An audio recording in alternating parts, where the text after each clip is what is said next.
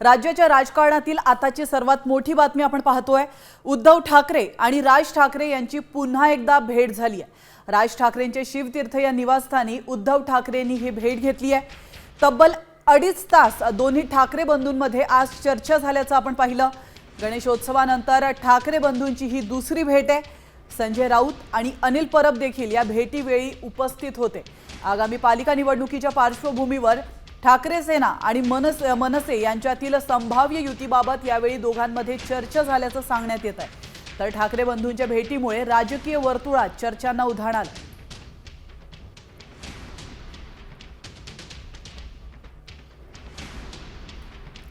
तर आपण पाहतोय महानगरपालिका निवडणुकीच्या वाटाघाटीची पहिली बैठक आज पार पडली आहे।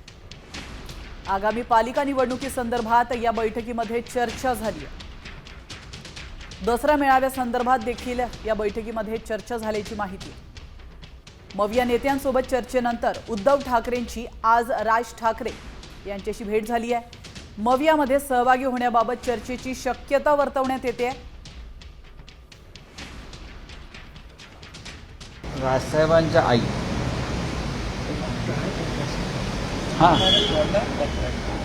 म्हणजे उद्धवजींच्या मावशी काकी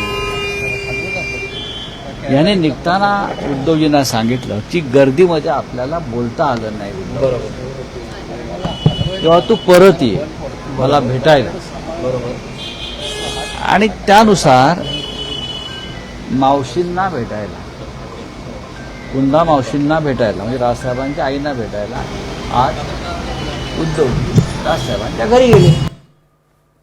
तर ठाकरे बंधूंची याआधी कधी कधी भेट झाली आपण तेही पाहूयात।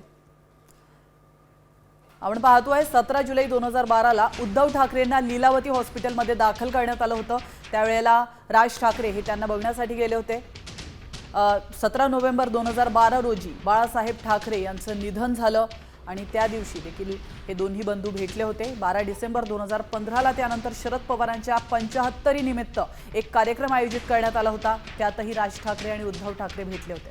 तर त्यानंतर 22 डिसेंबर 2024ला राज ठाकरेंच्या बहिणीच्या मुलाच्या लग्नामध्ये देखील त्यांची भेट झाली होती। 24 फेब्रुवारी 2025ला सरकारी अधिकाऱ्याच्या मुलाच्या लग्नात देखील हे बंधू भेटले होते।